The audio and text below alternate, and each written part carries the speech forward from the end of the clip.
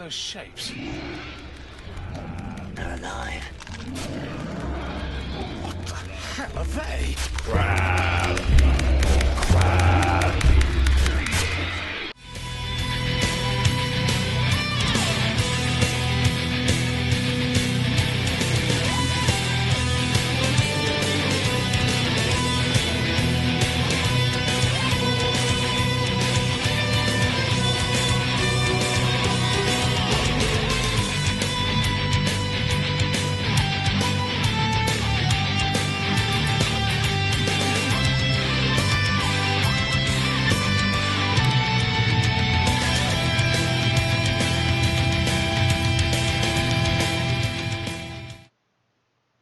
Okay. Welcome, cat people, Makra, and Schrodinger's former companions to the 191st episode of an Unearthly Podcast, streaming live on the 18th of January 2017, and featuring Gridlock by Russell T. Davies, starring David Tennant as the Doctor and Freema Agyeman as Martha Jones. I am Bill Sylvia, the Man in Black, and with me are Mad Matt Winchell, Add in hot sauce. Randy Ronson McCulloch, I just got new drivers for my headphones. Now they're dead. Aaron Romeo Moonberg, Hello. Tim the Enchanter Sheridan, What is time but Tim with an E? and Miles Reed Lobato. There are no such things as macra. And don't let it be forgotten that what Matt is adding hot sauce to is popcorn, because he didn't include that fact. Ugh. Hey, don't knock it till you tried it. Doesn't explain why I'm now covered in hot sauce. Oh my. I still say that's absolutely revolting, Matt. It's like- delicious. I could see chili powder. Chili powder I could see. It's a dry substance. What Matt is doing is the equivalent of putting mustard on popcorn. Don't tempt No. me. That sounds delicious too. Oh, Mustard. I'm Yay, sure, but mustard. don't give me ideas. any moist substance on popcorn is bad. Butter. I mean, butter is an exception. Exception, my foot. Although apparently butter has been replaced by coconut oil in at least some movie theaters. Yeah. But That's no, questionable. But even butter does have the side effect of making popcorn soggy eventually. Things like hot sauce and stuff is going to do that faster. What if you put hot sauce on caramel corn? Ew. No. No. No, Tim. Yeah, that doesn't... Maybe I if am you not- were to mix the hot sauce into the caramel mixture before adding it to the corn, Even that's questionable. but that would take a lot of testing, trial and error. Yeah. And the fact that caramel corn's meant to be sweet, and putting hot sauce on sweet. Yeah, no. but sweet and spicy is a thing, and I eat a lot of my food sweet and spicy, so I would buy a sweet and spicy caramel corn if it was actually tested and not just Please some don't tell me you're part of the cult of Sriracha. Yes, Sriracha. We are growing. I only have it Stronger on my and stronger. Subway, actually. I hate Sriracha with a passion, and I think it's totally overhyped. I've tried adding it to things at home, and I couldn't stand it. For some reason, I only like it on things that are similar to Subway. Maybe it's the high quantity of bread. I was watching a TV show where these guys make a corn dog out of a foot-long hot dog, cut it in half, put Sriracha cream cheese in it, and I'm just like, now you've lost me. Put all this other stuff, and then drizzle on doesn't more sound bad to me, Sriracha, and I'm actually. like, God, no. All right, but before we've completely burnt out Rand's brain, let's move on to the birthdays. Okay, let's go to the news. Oh, shoot. What? Matt never opened any of his tabs. Good going, Matt. Too busy talking, not busy working. Hey, I got this stream ready. Just not the news. And we were still 20 minutes late. Professionals, Oh, everybody. Yeah. Great days. top of our class. All right, so going to the 14th of January, Matt is going to have to do his best to catch up here. Got the first one we already. have Gemma Redgrave, who plays Kate Stewart in New Who, turned 52 the day after I turned 41. Oh, I forgot to include your birthday. I thought about it, but then I forgot to. That's okay. I pretty much forgot my birthday too. You had plans for It your won't be birthday. like it will be in a couple of years where, Aaron's going to come home and find me staring against a wall because I'll just realized I was older than my dad's entire life. So that's going to be my midlife crisis, I'm pretty sure.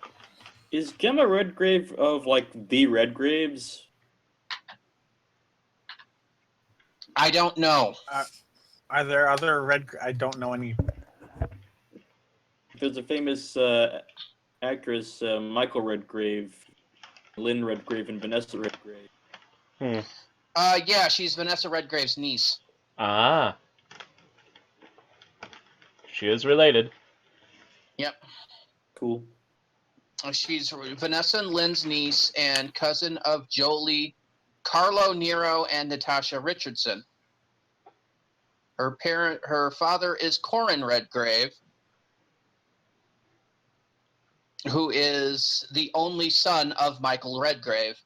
So See, there to you me, go. Redgrave needs to be the name of a cemetery owner or a vampire or a necromancer. Somebody's been watching too much Buffy. How do you know they aren't? Actually, that's probably more the influence of Jago and Lightfoot than Buffy. Oh, how is it? It's how I traded my soul for this huge acting talent. Okay. Next. Next is Adjoa Ando, who plays Francine Jones, Martha's mom from season 3, turned 54, also on the 14th. I haven't heard anything from this actor recently. Let's see what she's been in.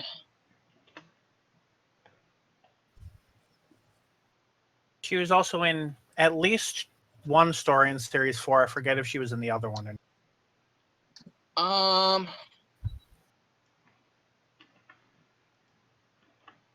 And let's see. She's been in Law and Order UK, Wizards vs. Aliens, Broadchurch,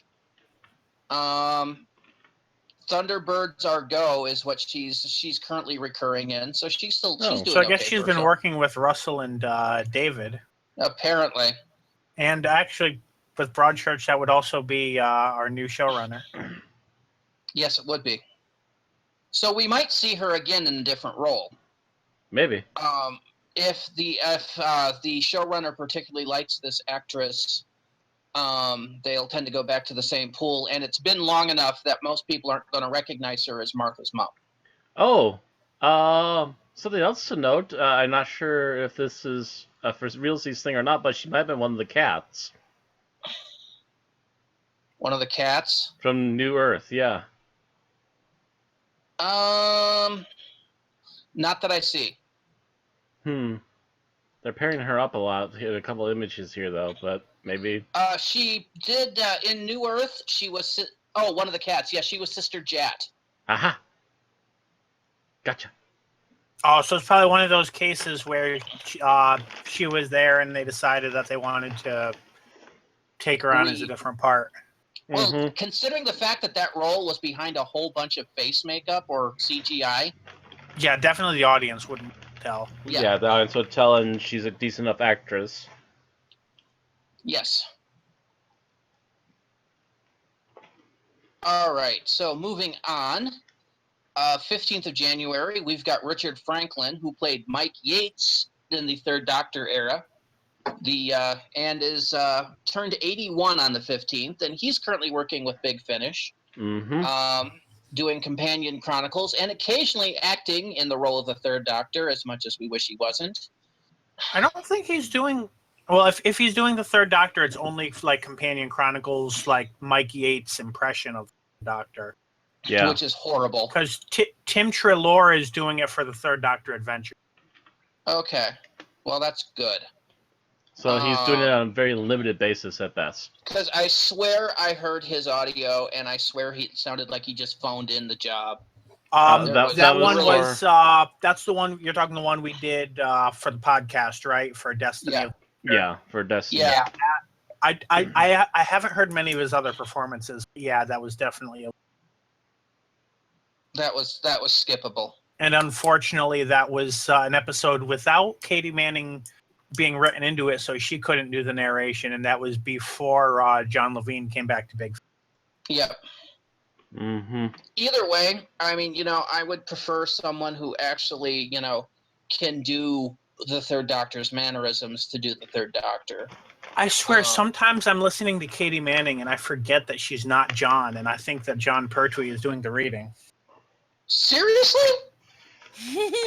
In some of the stories, I don't know if it's just from getting into the rhythm, but she tends to do his mannerisms very well, if not the deepness of the voice. Bill, put the drugs down. You need to put them down and step away.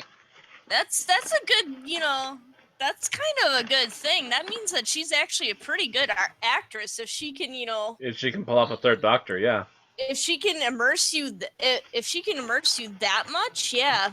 I mean, I know Fraser Hines can do it for the Second Doctor. The difference is Fraser Hines and Patrick Troughton have more similar vocal cords than Katie and not only that, John, but the two of them were thick as thieves, on and off the screen. They were, they were really good friends. So Troughton's I actually don't know mannerisms- what Katie and John's relationship was like. I don't know either. Anyway, I think we were moving on to Barusa. Yes. 17th of January, Philip Latham, which was the fourth Barusa and final one from the Five Doctors, turned 88. I'm pretty sure he's retired by now. Wouldn't be surprised.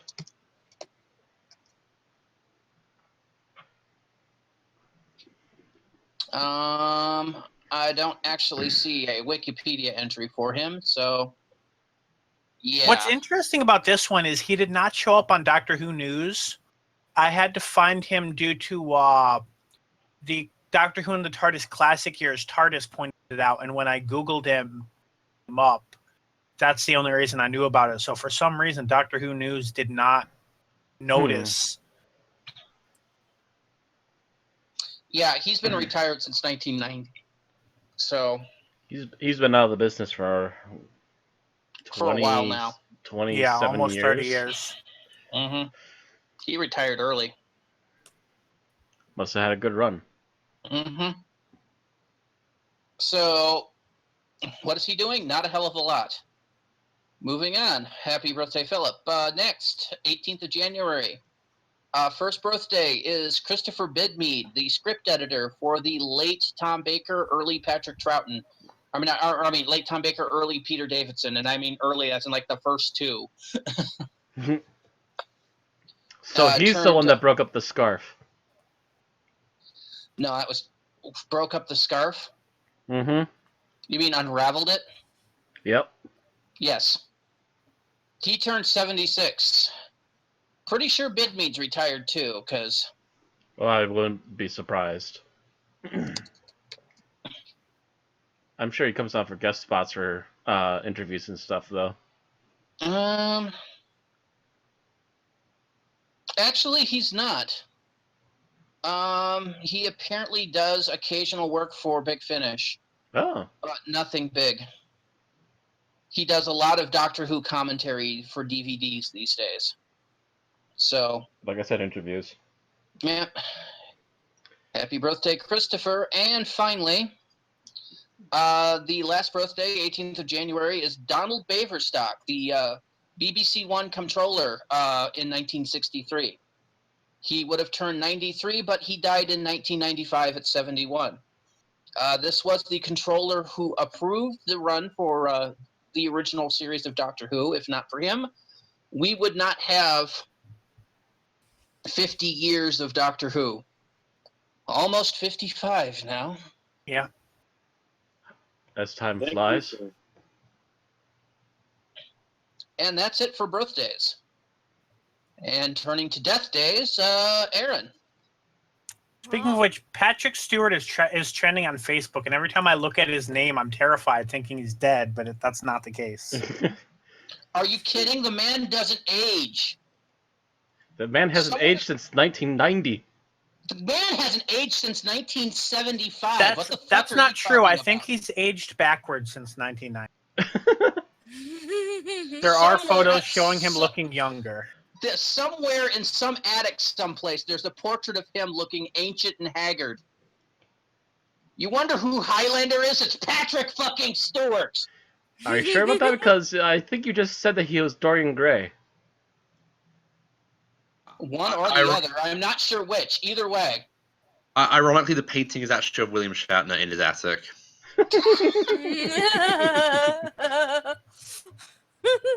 You could be back to being Shatner. I don't know. I think Bill is past the point of aging. He just preserves at this point. Pickles, maybe. Pickles. All right. So on to my article. Yep. Unfortunately, according to Doctor Who News, the director Rodney Bennett has died at the age of 81. He was responsible for directing 10 episodes of Doctor Who, including the Santaran Experiment from 1975. The first Doctor Who story to be filmed entirely as a television outside broadcast. Of course, that was with Tom Baker, in which Tom Baker broke his collarbone during the filming. So He also, if I recall, did Ark in Space, considered to be one of the greatest Doctor Who episodes of all time. as well as the Mask of Mandragora, one of my favorite episodes. I was always kind of iffy on that one. Mm-hmm. I would have to watch it again. I can't remember that one. Additionally, he has worked on series like The Legend of King Arthur, Sense and Sensibility, Dombey and Son, and Dr. Finlay. Mm. He's also received a BAFTA nomination for Monsignor Quixote and The Legend of King Arthur. Yep. So, and sounds like he did some pretty good work there. Yep, he did officially hit good run age of 80 plus. Mm-hmm. So not entirely unexpected, but still a bit sad. Yeah. Moving on to our episode news, we have a bit. Just a little bit. There's not much over the current episode, because there's no current episode, but previous episodes. Exciting news. This is from a website called Hybrid Particles that reports of a rumor that 2 William Hartnell episodes have been discovered. According to a poster on Gallifrey Base with the screen name Evil Johnny, who says that a friend he knew had a source in the know about the upcoming news.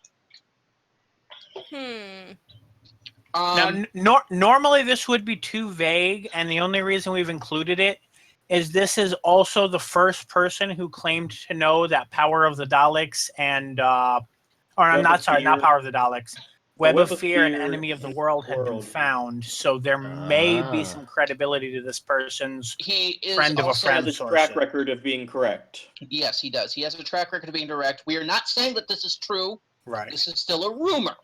Yes. Apparently he was also he also was right about Power of the Daleks being. So again, good track record, not necessarily 100% true, but enough to talk about it. Yep, it's so take this one with a grain of salt. We don't have any verification, no full insider sources that are telling this, but it's a strong possibility we may have a couple of found episodes, which is beautiful. Question is, which episodes are they? We don't know. They didn't say. He just said a couple of Hartnell episodes from the 60s. And that More Doctor therein Who lies is the always question. good. A question wrapped in enigma. When will we know? Who knows? Whatever the BBC feels like telling us, apparently. To be honest, I would love to take all the scripts, the storyboards, and everything for like pretty much all of the first and second Doctor stuff to a place like Studio Madhouse or something like that, and just do everything. Reanimate the entire 9 yards and re-release it episodically. Pretty much. Right. But we know BBC's not going to do it. Because BBC doesn't have the money to. They need to make That's money why they off the keep DVDs taking it to first. these little, They don't merchandise in the same way that America. well, they don't have the budget to do that kind of thing. I mean, that would be a huge undertaking. Well, I mean, an American company would get the budget by calling up Bandai or Hasbro and saying, "Listen, let's make this work," and they'd get the budget that way. Well, it's a little more than that. I mean, the amount that they're allocating for these recreations and stuff is tiny. That's why they're going to these little flash animation Right. studios. But I would love to. What I'm talking about would be an undertaking with, animation big boys. Right.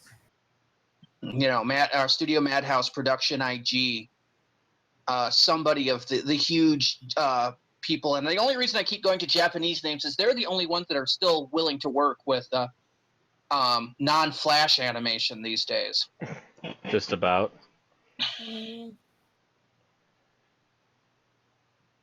Everybody else, most of the American studios and everything, I mean, look at all the reboots that have happened on like Cartoon Network and them. They all use flash animation. The only one I don't Or think CGI. Or CG. Well, yeah.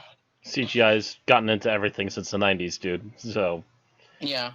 we can Well, swat that fly even with the there- swatter as many times as we want to. It's not going Even away. there, places like Studio Madhouse, Production IG use CGI.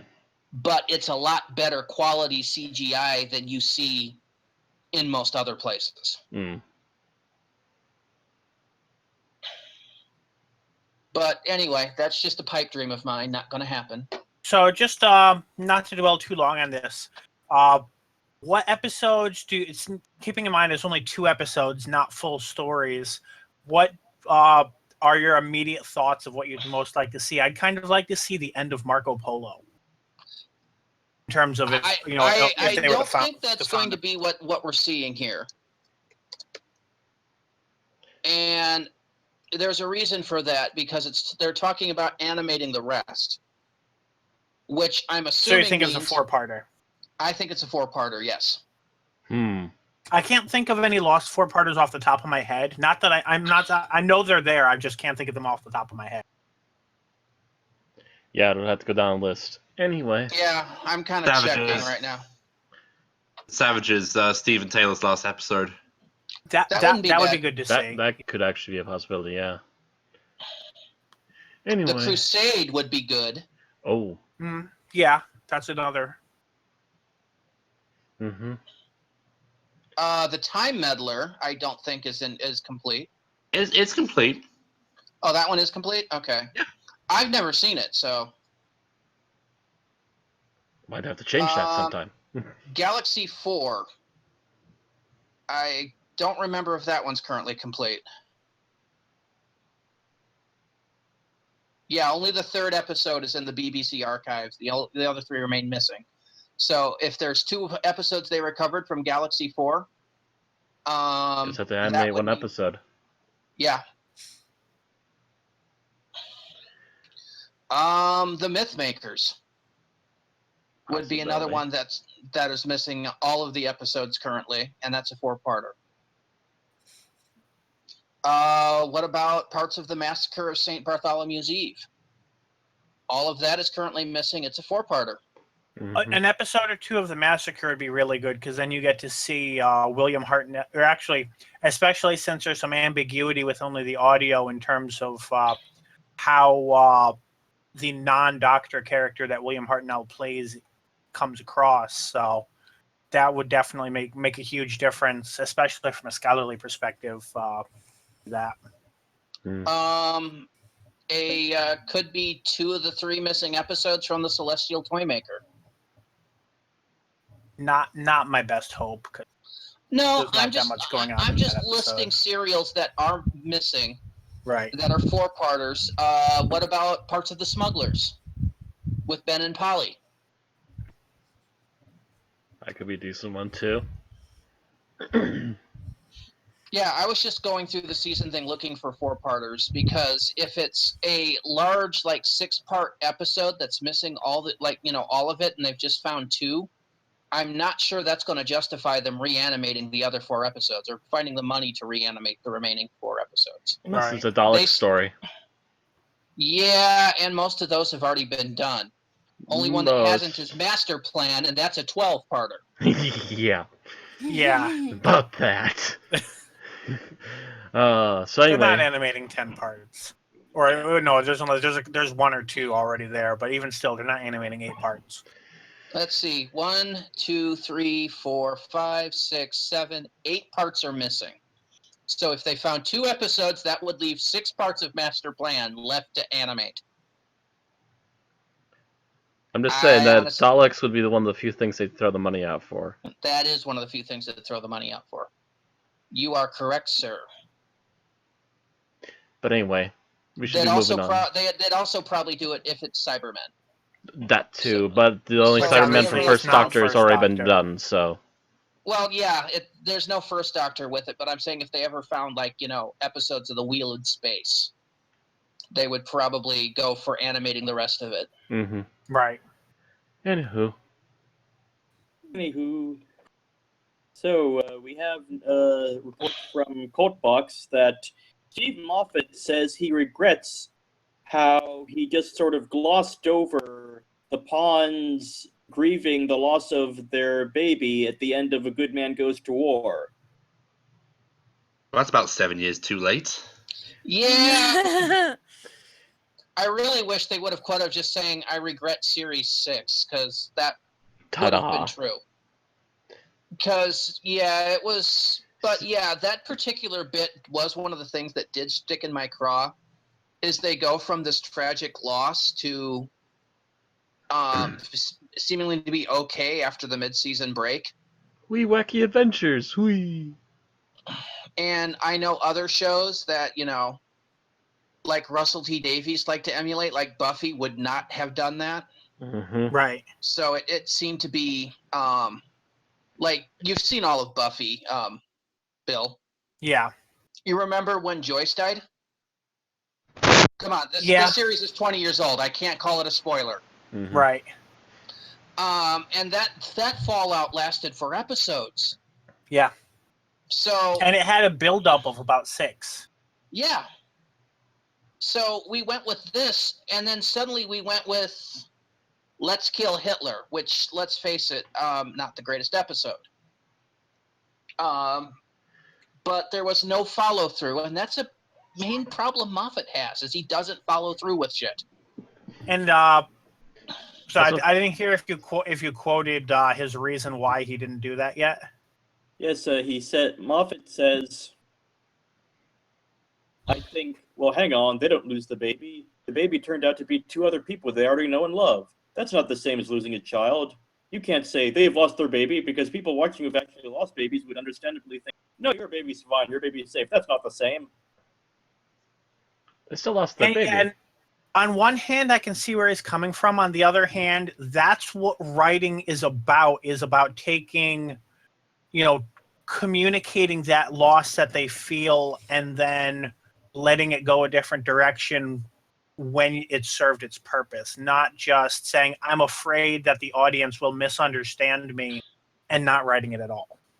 And, there's a difference between knowing that intellectually and knowing that emotionally. Right. And granted, I did kind of say something the first time I watched Let's Kill Hitler. I'm like, why are they so upset about the baby when they know she turns out to be fine? And I think Amy actually says that. But at the same time, yeah, you did just give birth and then not have your baby for months and months. That's still going to fuck you up in some way. Mm-hmm. Yeah. And also, they also missed out on actually raising their child and watching her grow up. Mhm. Yeah. There's some tangible loss there, and that's what Moffat really failed with. So, I mean, even if you don't, yes, it's not the same as like a miscarriage or whatever, but how would someone react if their baby was kidnapped and brought back to them as a teenager, and they went through years or months not knowing if their baby was being mistreated or not? Because that's something that, I mean, I'm sure in some places Spoiler that alert, actually she happens. was. Right. Yeah. They pretty much trained her to be an assassin. Right. So there's definitely things you can do with that would not be disrespectful to people who've lost children.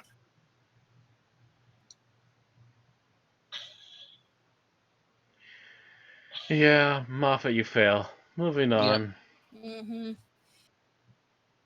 So also from the quote box, apparently I there's... think this is probably from the same interview. Just a different section of it.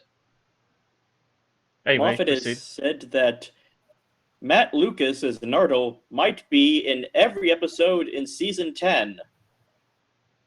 As long as they do him justice being there, I see no problem with this. Yeah, I liked him in The Return of Dr. Mysterio. Yeah. So I don't think I would have been in favor of this before Christmas, which might be why they didn't say anything about it before then. Maybe. But having Actually- seen him in the Christmas special, I can get behind it. actually, it's this is actually coming as a surprise to them. This Also, there's a quote below the first or below the second picture. Anyway, yeah, Yeah. let Tim continue.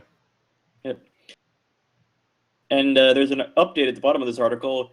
Matt Lucas has since tweeted to clarify that Nardole will appear in, quote, not every episode of season 10.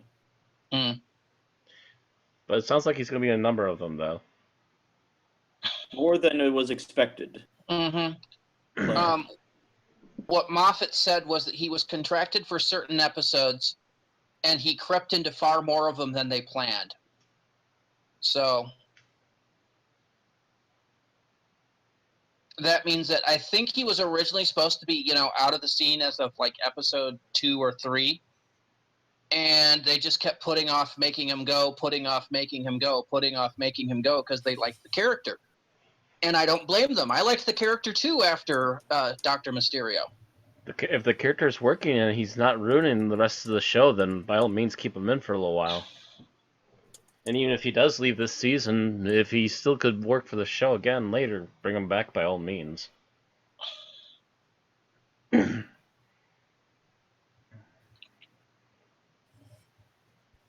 So be prepared for Nardole on your screen come this spring. Nardole, the companion we didn't know we needed. Yeah. Mhm. Well, that's true. We haven't had an alien companion since Turlo. Mm-hmm. And let's face it, Turlo wasn't very much of a good alien companion. He was a very mixed bag. Nyssa was better. Nyssa was much better. And then they kind of Nyssa made her left- third wheel.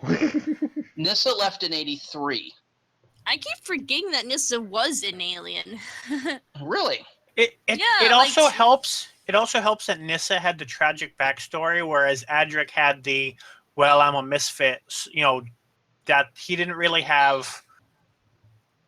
Yeah, he was able to go back home whenever he wanted, if I recall, except he just didn't want to. Adric?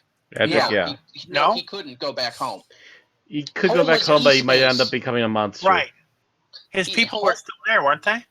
They were still there, but E-Space is not exactly like, popping across town for tea. No, I'm not saying it was easy, but I'm saying the entire first part of Earthshock Was the goes fact that over he this. could figure out a way to get back if he wanted to.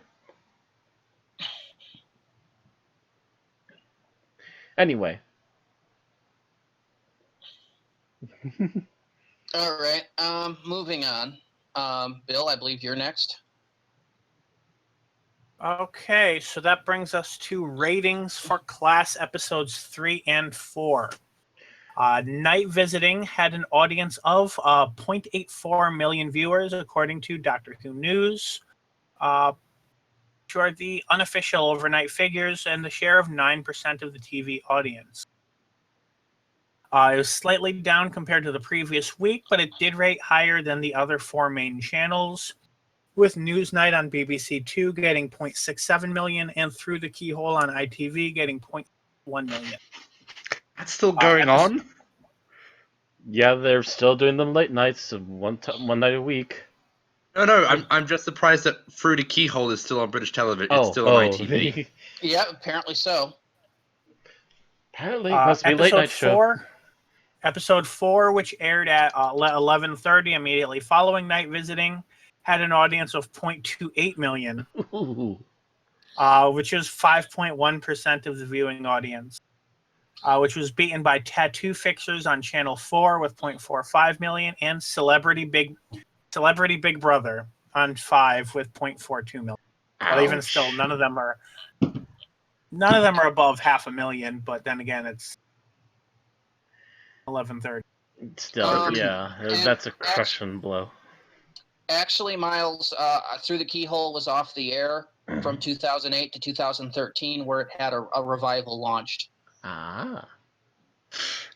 Two things. One, I apologize for Celebrity Big Brother.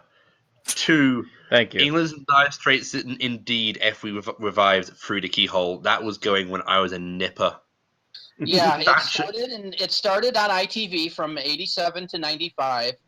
Then it was on Sky One in 1996 before moving to BBC One to 2004, from 97 to 2004, and then BBC Two from 2006 to 2008.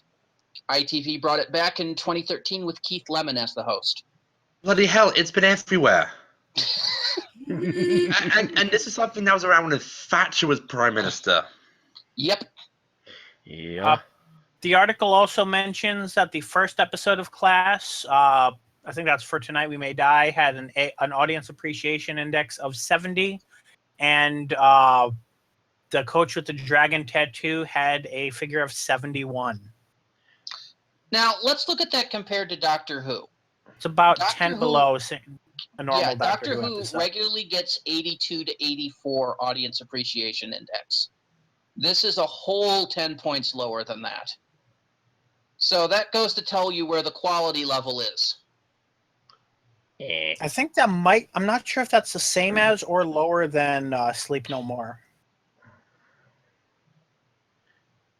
I can't remember how low was Sleep No More. I remember it was pretty low though. Sleep No More was a bit abysmal, but the episode was abysmal. So yeah. Right. Mm-hmm. All right. Are we ready to move on? I think we're ready to move on. Yep. So it's not unknown knowledge that Karen Gillan will be reprising her role from Guardians of the Galaxy in the upcoming Guardians of the Galaxy 2 film. What's not common knowledge is the fact that she has signed on to appear in the third Avengers film also as the same character. Actually, the next 2 Avengers films, considering that it's a 2-parter. Woo! That's going to give her a 4-episode appearance in the Marvel Cinematic Universe. That puts her on the level of a lot of the main characters in the universe now. Mm-hmm. She's starring in 3 movies this year: Guardians 2, Jumanji, and The Circle. Circle. So, sounds familiar. I'll have to look at it later. Then she's going to be in Infinity War Part 1 and 2. I thought they canceled the name Infinity War Part 1. They have, but they haven't given the new name yet. Right. But yeah, so that's why I wrote Avengers 3. It's not going to be Infinity War 2. It's going to be Infinity War and something else. But we don't know what the something else is, so I'm still going to call it Infinity War 2 until they tell us. I bet you it's going to be Infinity Gauntlet and then Infinity War. Yeah, something like that. Avengers First Blood Part 2 Infinity Wars 1. Return of the Son of Avengers. Something like that. The Quickening. Either way, it means that Karen Gillan is going to be employed for a while making movies. And considering that she plays a really awesome character, I don't much mind that. Wait, I've got one more. The incredibly strange Avengers who gave up living became mixed up defenders. Oh, mix up zombies. Yeah. She'll be in the next one, too. Avengers vs. Skynet, starring Matt Smith as Skynet. We already had Avengers versus Skynet. It's Avengers vs. Skynet 2. First Blood Electric Part 1. Boogaloo. Okay. So let's Cybernetic Boogaloo. Let's move on to books. Next. Who's got the books? That's Aaron. Oh, it is me. Okay, hang on. All right, so we have Lethbridge Stewart, The Havoc Files 3 is coming up. Candy Jar Books have announced the third and its short story anthologies, The Havoc Files, bringing together tales from 2016 and brand new exclusive material, including Bledo Cadets and the Bald Man of Penguin by Tim Gambrell, The Last Duty by Christopher Bryant, Eve of the Fomorians by Robert Mammon, The Wishing Bazaar by Sharon Bidwell, The Feast of Evans by Simon and Forward, Home for Christmas by the Author Collective, Slouching Towards Det Sen by Sean Collins, Lucy Wilson by Sue Hampton, The Lost Skin Episode 2 by Andy Frankham Allen. Man, they're just cranking this stuff out. Lethbridge Stewart stories. So, and of course, everyone has plenty to say about creating this. That set also serves as a teaser for the next Lethbridge Stewart novel, Night of the Intelligence, due out in spring of 2017. So some of these actually tie into some of the Lethbridge Stewart novels directly as prequels or perhaps even sequels. Maybe even in-betweens. Yeah, I haven't read any of these. But the I fact don't that really they have keep that pumping much them out and interest in they keep having the money to pump them out, it must be that they're actually doing well, so. I'd like to see some sales figures on these things once. Yeah, they must have some following. Well, hardcore Doctor Who fans are probably just devouring them left and right because it's there's a lot of ravenous Third Doctor fans that will pick up pretty much anything related to the Third Doctor. I could almost support that. Especially since obviously John is not, he's been recast in audio, but it's not the same, so they're going to be extra hungry. God damn it. Sean Pertwee as the Doctor. Come on. Come on, Sean. You know you can do it. You know you want. And I'm wondering if Courtney had had actor progeny. I don't know. Did he have any acting progeny in his family? He has a son and a daughter, but I don't know if either of them. Courtney. I have no idea.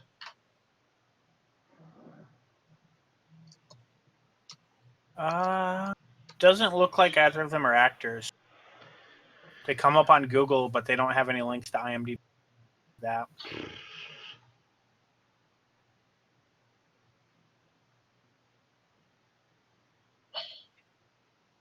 No, it doesn't look like any of them are in the business. So no, we can't get the son of there, but that's okay. We have his fictional daughter in the universe, so hey.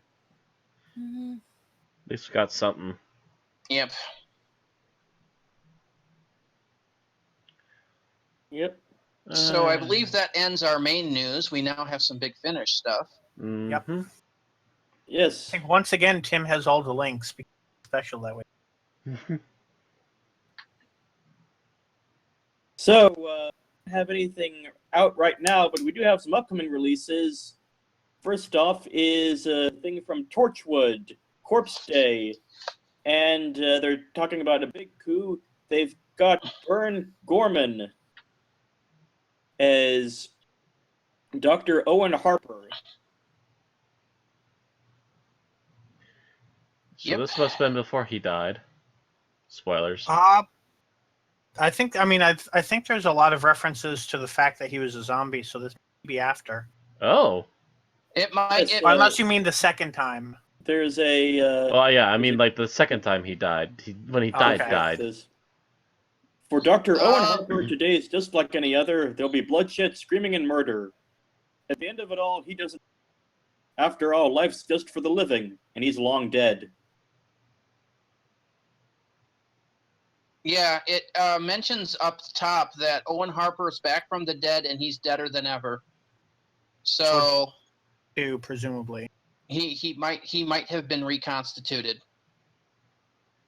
Not dead the way you Producer know it. James Goss was very excited because he said, "We've got Byrne," in all capital letters.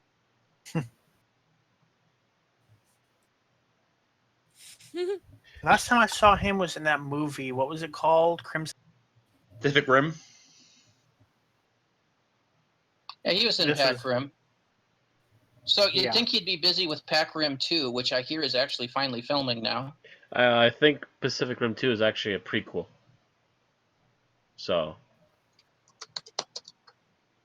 I'm not surprised he's not Seriously, going to they're be going the involved in that. prequel route when everybody's screaming for a sequel? They've been saying it's going to be a prequel for a long time. Was the original plan? Well- Then they're going to do the sequel series. How can you have a sequel to the movie? The hole's closed. The That aliens would be like reopen having it, Tim. That would be like having a sequel to Terminator 2. I was going to say that would be like having a sequel to Independence Day. Aliens left. Or having a sequel to Jaws in 3D.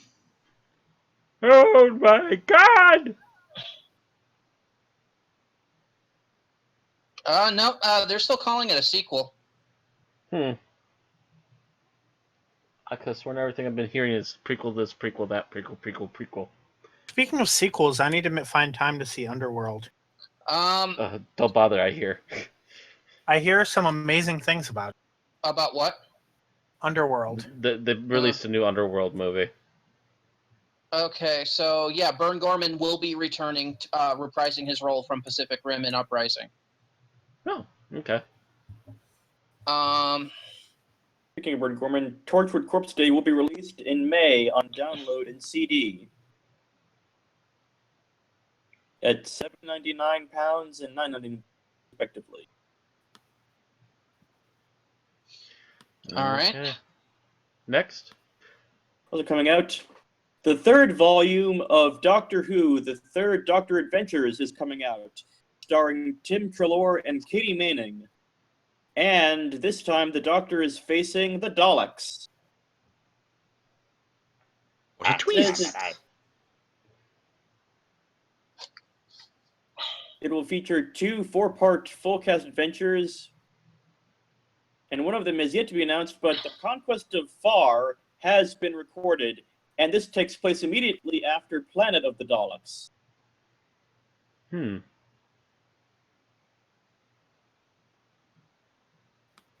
Quote by Nicholas Briggs, he says, "I imagined what might have happened if Terrence Dix had said to Terry Nation after Planet of the Daleks, 'Actually, can we have another one straight away, Terry?'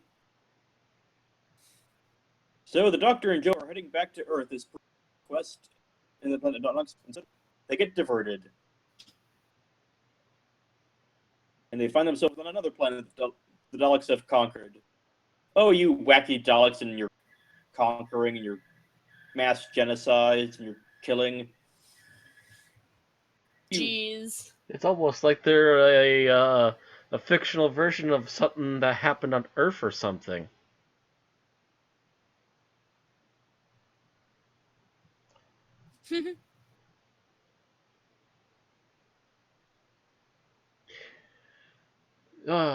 Anywho, about it. That's about it for the third. All right, moving right along. Short trips with the Eighth Doctor and Doctor Who Short Trips meets the Time War. And it says We have Nyssa. is with Nyssa Time War. and Nyssa and Susan. Yep. All over the time. Okay. This is everyone Susan Campbell cared about has gone. Most of them died in the second Dalek invasion, but her grandfather never visits.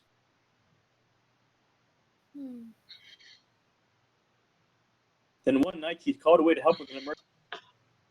A piece of appropriated Dalek technology is malfunctioning. Everyone's afraid of what it might do. This is just the first in a sequence of predicaments facing Susan, and the connection between them will shape the rest of her life.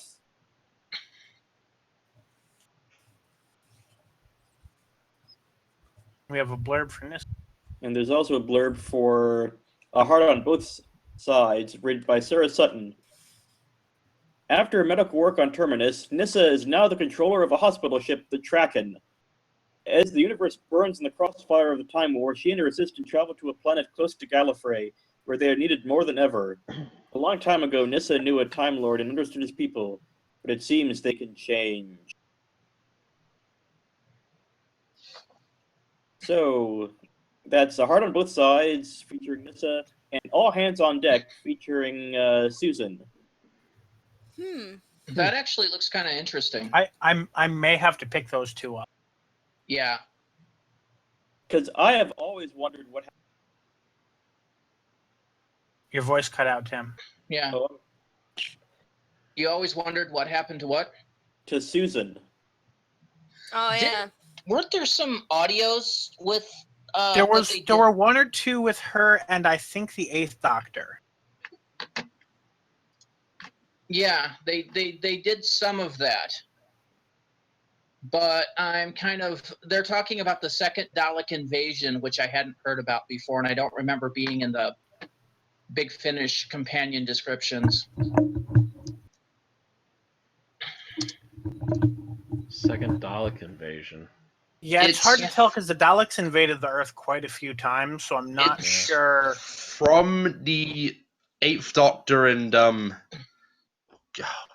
I remember the name of the companion, played by the one from Two Pints.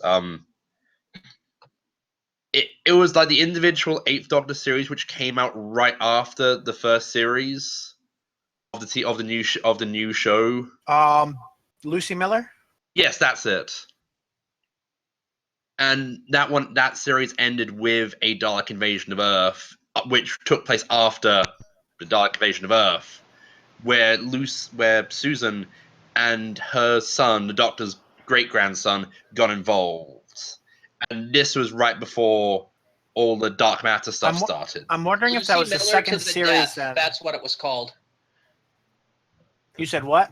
Lucy Miller to the Death. That's what it was called. I'm guessing that was the second series, or Lucy Miller and To the Death is a two-part audio drama that had the second Dalek invasion of Earth. Dalek Invasion of Earth 2. That was probably Eighth Doctor Adventures series. Because I listened to series 1 and I don't. Apparently, the meddling monk aids the Daleks in a second invasion of Earth. Oh. That can't be good. Yeah.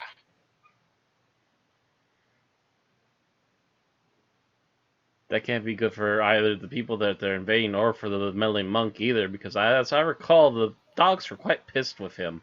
The question is, from the monk's perspective, is this before or after Master Plan? That's a good question. I'm not sure. Is that before or after that bit? And there's also a few other short trips announcements at the bottom if you want to go over those, Tim. There are 3 other releases. The British Invasion by Ian Potter, read by Wendy Padbury. The Ingenious Gentleman Adric of Alzarius by Julian Richards, read by Matthew Waterhouse. That's a surprise. And the first 2018 release, The Authentic Experience, read by Nicola Bryant and written by Dan Starkey, who plays Sontaran Strax from the TV Doctor Who series. Yeah, it's actually not surprising that Matthew Waterhouse is doing that. He's apparently gotten really big into the Big Finish crew now. No, that was a joke. Like it was surprising that Matthew Waterhouse is reading a story called The Ingenious Gentleman Adric. Unfortunately, none of those 3 stories are Time War related. I checked, and they're all their respective normal doctors. My humor is too subtle for you people. Yeah. Sometimes. I'm thinking we might have to pick up Short Trips, and we might have to pick up Lucy Miller into the Death, just so that we understand the Susan Foreman story a bit better. Then we'll have to do a Susan Foreman run. I would be fine with that, as long as it's scheduled far away from any actual official releases. So we're not running it up against Christmas, and we're not running it up against season 11. So Yeah. What about Class 2? fuck Class 2. Yeah. Fuck Class 2. Fuck it. As far as I'm aware, Class 2 can be put on the back burner. Class 2 is Season of Our Discontent. It's shite. I don't think there's going to be a Class 2. I think BBC is going to look at this and go, no. You don't get to make more. No.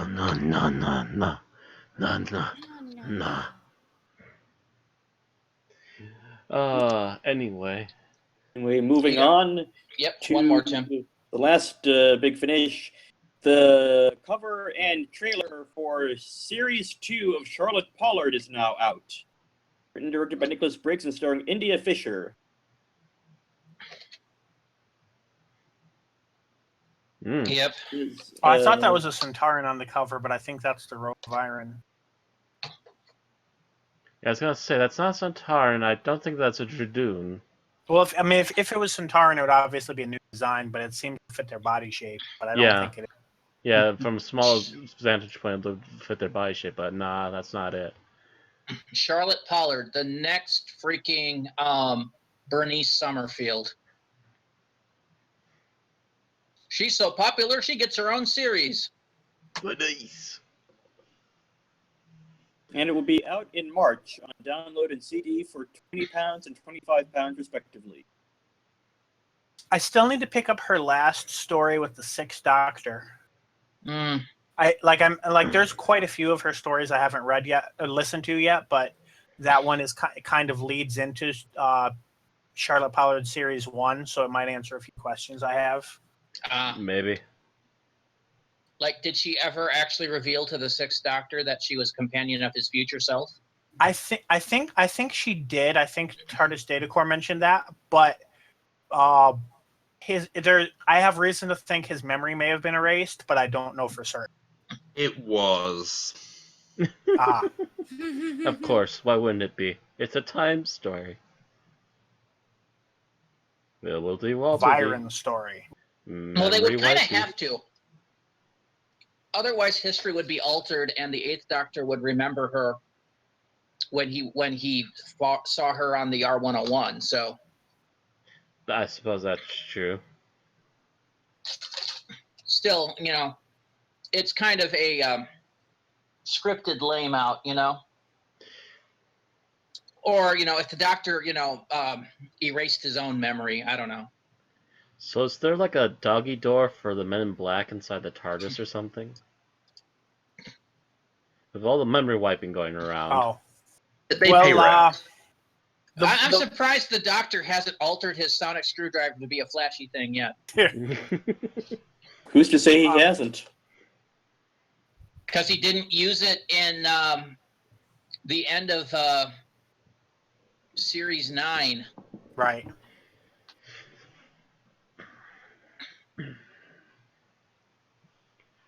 And of course, he wasn't really using a sonic screwdriver then, but I blame Moffat for that. Yeah. Moffat! Are you saying that sonic shades cannot be used as a neuralizer? I'm saying sonic shades should be protecting you from the neuralizing. Sure. Yes.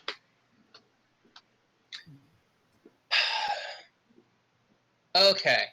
So let's go ahead and move into the 5-minute challenge here because it's time. It is time. Oh God, it's time! It's time! In fact, we're actually on our normal schedule instead of taking another 5 to 10 minutes to not run over. So we're gonna have to watch ourselves. Okay, so who's going today? We actually had Aaron go last time, Yep. Yeah. Boy. and we didn't want to shoot our brains out, which is an improvement. Yes. Yes. So we might let her go another time, sometime later. Sweet. We've been Not this- retweeted, by the way. Not this one. Yeah, not this one. You're in the back of the cycle now. Guys, we've been retweeted, by the way. Oh, Hooray! We're up to 4 viewers. Yep.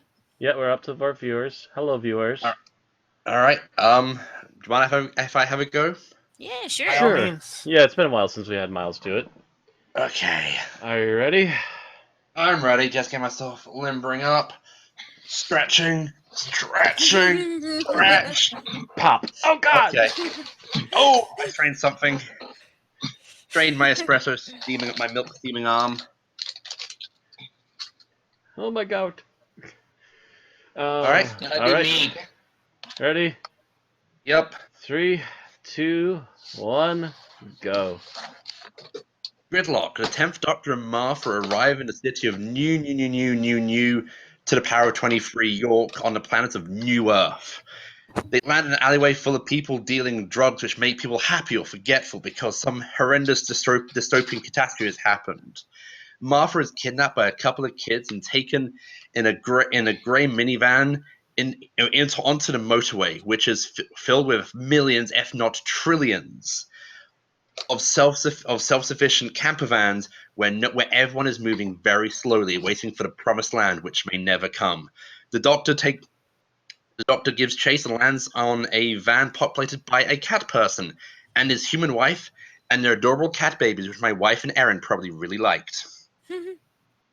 While the Doctor is trying to get in contact with the authorities of New York, there is nothing but silence and the occasional singing of hymns. Meanwhile, up above them in the upper city, a cat nun is ordered by the Face of Boe to track down the Doctor. Meanwhile, Martha and the two she's with have gone into the fast lane, where people mysteriously die in the smoke by creatures you cannot see. The Doctor makes his way down to the very bottom line and discovers that, oh no, crab people are living in the mists underneath the motorway and are eating the cars. But before he can do anything, the Doctor is captured by Novice Hayne, the cat person who is helping the Face of Boe, who takes him to the upper city, to reveal that everyone else in the city of New York is dead. Yay, class warfare! Killed by their own avarice and the addiction to the drug bliss, which turned into a killer virus. And everyone who is trapped in the motorway is actually protected by the Face of Boe. But since no one will be able to come to help them for 100 years because of quarantine, only the Doctor and the Face of Boe can find a way to release everyone and save Martha from the Macra. The Face of Boe, the big old face, is forced to sacrifice his life in order to open up the motorway and allow all different flying vans to escape. This is very sad.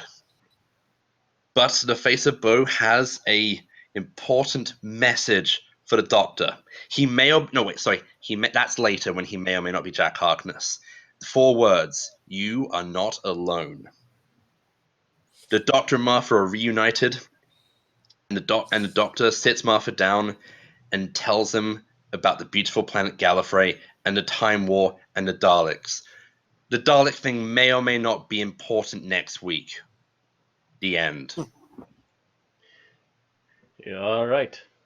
You managed it in 2 minutes, 49.85 seconds. It's a good thing this wasn't the city of New LA, or the Bliss might have also released a serial killing vampire from his soul.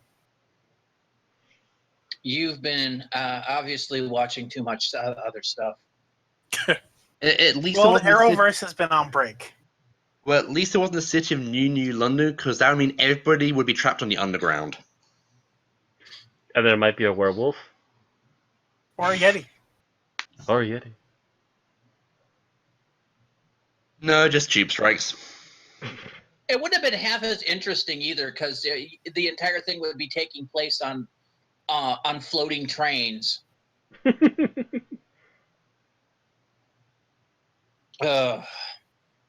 Okay. So what we liked about this episode, I have rolled ahead of time. And Aaron, you're up first. As I quickly jump off of Facebook and into my notes for the episode. Mwah! Huzzah! What did I like in general? I liked in general kind of the theme. I'm going to say the general theme of pollution. Pollution and contaminants. For example, pollution, obviously, of the environment when you have a ton of cars and everything, and the air's virtually unbreathable down in the near the fast lane and everything. Then you've got the pollution of the body via drugs and viruses, and pollution of the mind and of faith via lies and exploitation, and trying to cover things up and hide things, and undermining the trust of the people that have faith that that the system is working for them, that they don't have to worry about driving the cars anywhere else other than forward, or they have to have faith that there is an off ramp or that everything is working out. So I really kind of like that, and I think that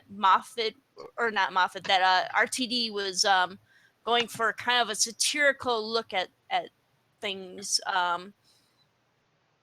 things such as that. So it's just my idea.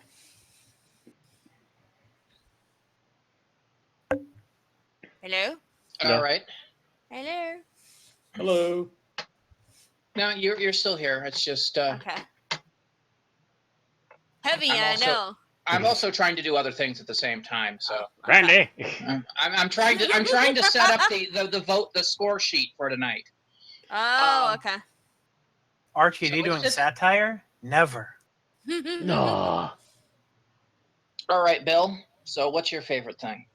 I like the concept, the whole idea of everybody being trapped in the motorway and everyone actually being dead above them, and I like that whole idea and the directions that you can go with that. Well, yeah. I mean, essentially, this is a disaster movie after the disaster. It's a fallout from the disaster movie. And the citizens don't know about the disaster. Yeah. Mm-hmm. I mean, it's basically the virus after it happens, with the other half of them being basically put in quarantine on the motorway. Unfortunately, this has attracted some other issues, so you're basically waiting for Disaster 2, the sequel, which the Doctor helps avert. Kind of an interesting concept. Mm-hmm. Yeah, they all would have died of smog in a few years if the Doctor hadn't showed up. Well, apparently their vehicles have air filtration systems in them. Yeah, but how many decades can your filtration system go without being... Well, we noticed there were people living on, the underlays for there, but, eventually they would have to run out of their reserve stock of filters. Right. You would think. Where do they go to the bathroom? It's had in the chemical back. They mentioned toilets. that there was a chemical toilet and that all waste was recycled into... Okay. It's just I thought they mentioned that like the air filtration systems are self-containing. Well, that's true. I mean, it is possible. We are talking, we're talking billions of years in the future. True. Mm-hmm. Unlike Satellite 5, there seems to be some kind of future tech going on. I mean, it's interesting that the cars already have toilets built into them. I mean, how far were people planning on traveling? Well, I think that might have been an emergency install at some mechanic on the overlays made a fortune. Like, It's yeah, a we cute- didn't realize we were going to be in this system for 24 years. We're kind of going to need a toilet built into our car. It's the future. Our toilet technologies and our attitudes toward the toilets are decades ahead of your own. Take a poo now, power your car later. You see, some engineer was pissed off that their wife always wanted to stop and pee when they were on, month-long road trips. perhaps the drug called, the drug they took called Pissed had actually had different side effects. Yuck, yuck, yuck, yuck, yuck. Yuck, yuck, yuck, yuck, yuck, yuck. Thank you, I'll be here all night, try to veal.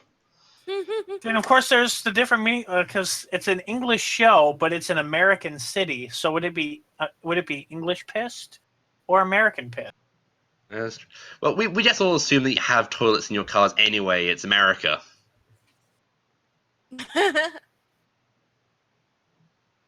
Just because our vehicles are shit. And while we're on this subject, where does their food come from? Literally, just it's recycled from the waste. Although I assume vitamins are. I'm assuming don't vitamins laugh, are put Aaron. into it at some point. This is theoretically how the replication system in Star Trek works, too. Oh my god. Ew.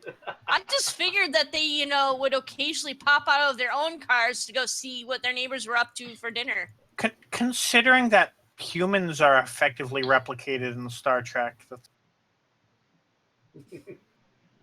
Anyway. Bill. Soylent Green. Next. Former Star Trek engineer tech guy. I've read all the blueprints, read all the descriptions. I know how that shit works. If Star Trek technology was real, I could build a replicator. Quite literally, you know how that shit works. Yes. Anywho. All right. So, Tim, you're up next. What did you like about the episode? I really liked how they took the time to give each individual card the Doctor passes through his own personality. Well, not on the outside, because I'm looking. All the outsides look the same. The inside, the characters, the different decorations. Even if it was just most of them were on screen for 2 seconds at most. Well, yeah. They kind of had to, because they've been living in these cars for years, so they'd become their homes. Yeah. So, when you live in a place, you start decorating it the way you prefer. I liked how the show itself went that extra mile to show us this. Mm-hmm. The human cat couple, the red guy, the old women. The guy in the pinstripe suit, he was pretty cool. The nudist. With the water tank. Oh, sorry. The nudist pops in. Oh, sorry. Moving on. All right. So, Matt, you're next.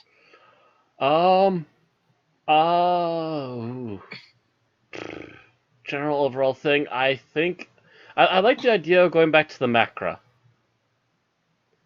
It's not the villain you would expect for at least a villain in a Doctor Who piece, and it's been so long that you literally don't expect them, and yet the setting for this is literally perfect for them. Yeah, I'll talk more about that on the flip side of this, but I remember all the taunting of a classic Doctor Who villain, but they didn't tell us who until the episode. That was actually kind of cool. Were you expecting the Quarks? Actually, I was expecting the Ice Warriors, but that didn't happen until Moffat era. At least Moffat didn't ruin them. No. But on the other hand, we well knew that it was going to be the Ice Warriors well before that episode aired. That said, a planet named New Earth would have been a great, a planet named New Earth would have been a great place for the Silurians to make. They would have had to have gotten off planet, which we'd had no evidence of until the Moffat era. They would basically, we've been stowaways for 5 billion years, and now we're taking our revenge. Which I guess, considering their history, 5 billion years isn't, most outlandish. Considering that they're already doing it in this millions of years, or yeah. All right, Miles. What's your favorite thing of the episode?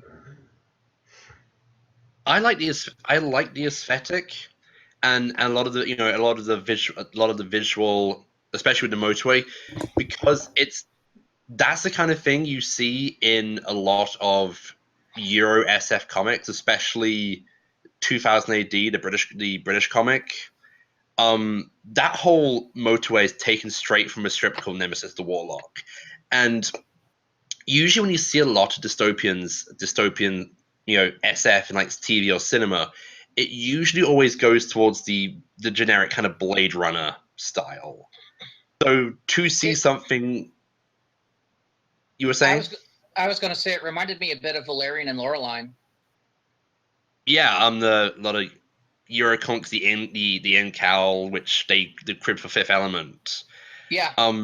So it was very nice to see that kind of very grimy, kind of dystopian, future comics appear in Doctor Who. And of course, Bill is sitting there going, "What the hell are they talking about?"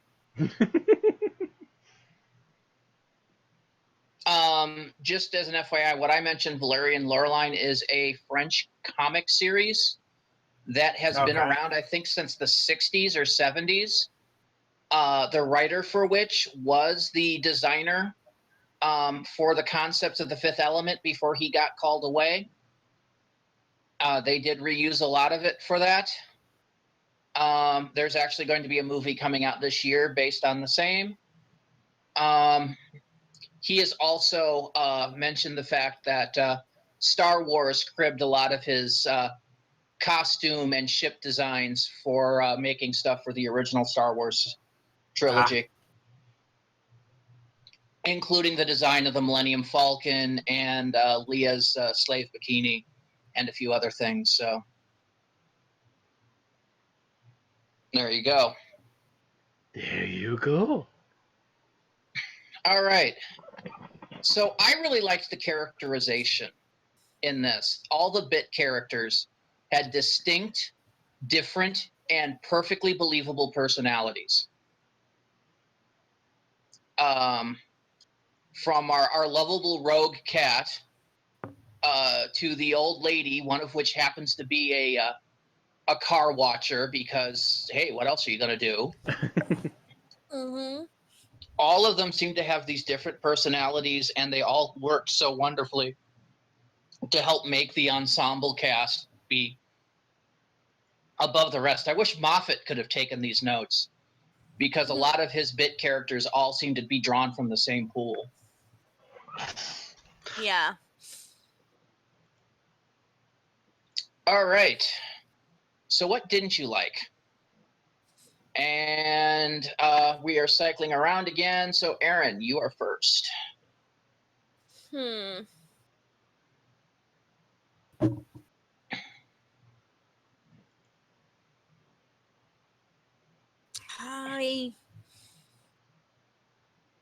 I guess there's really nothing that I really hated in general.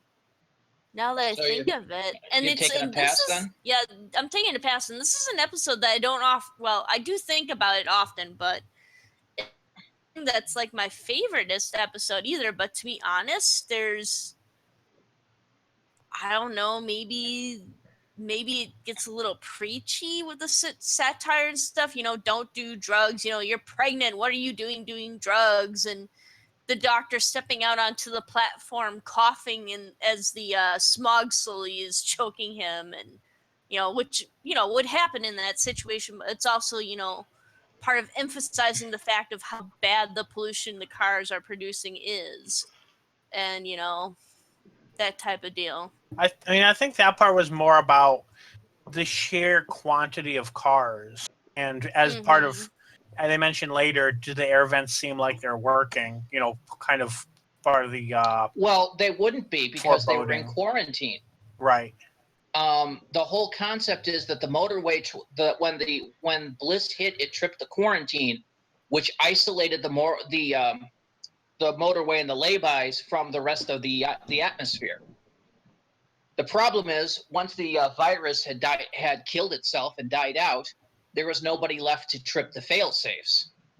Yeah, because the quarantine was supposed to last for 100 years. Right, and they were 23 years in?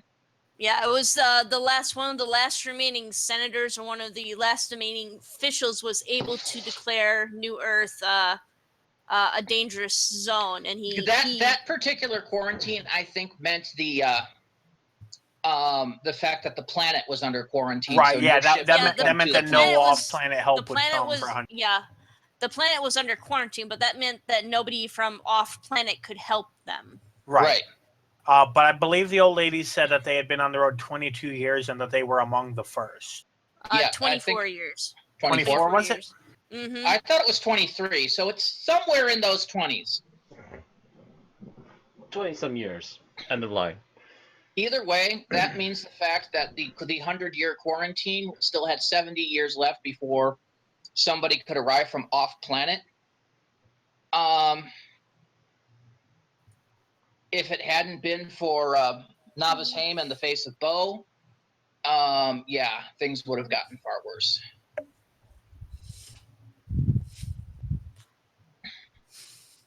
All right, Bill. I have two things, but I just have this feeling that Choose one. Matt may take one of them. So I'm going to say that I just feel like there was too much comedy in the episode for me to take it seriously, and I feel like this was one that would be stronger if taken seriously. It's a Russell T Davies episode, so the comedy kind of goes hand in hand with his zany, manic way of writing. And this is one where I kind of wish he had someone else write it, because I feel like the premise would work better with a different writer. Okay.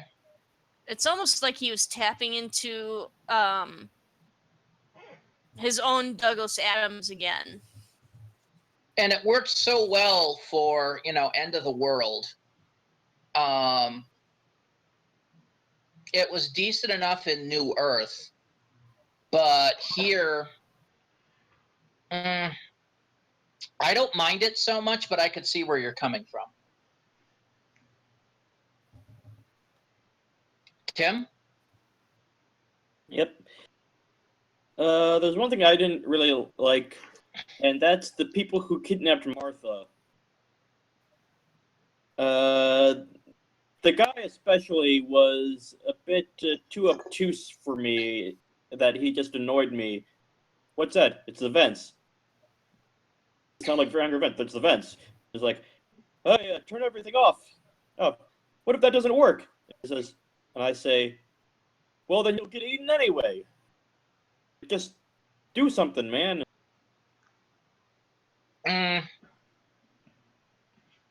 You can't really blame him. I mean, look at his age. This means he was born on the motorway, lived his life on the motorway, educated on the motorway. He's a dumbass. And probably in denial. There's a very much a denial thing. What's that noise? It's just the vents. That's obviously denial. Mm-hmm. All right, Matt? Actually, that was kind of one of the things I was thinking about too. Is that that couple is a bit thick. Trying to think of anything other major one that I can really nitpick on. If there's anything to really nitpick.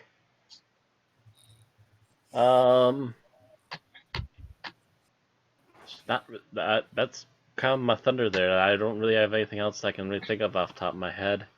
So taking a pass? So yeah, I'll take a pass. Tim kind of took it. Miles? I'm sorry.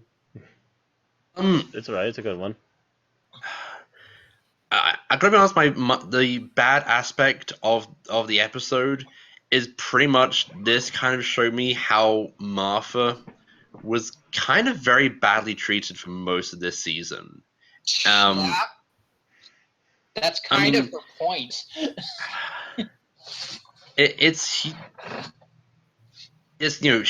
think she works here a bit better than she does for other episodes of the season, which is kind of a shame. Also, worst anti-drug PSA ever.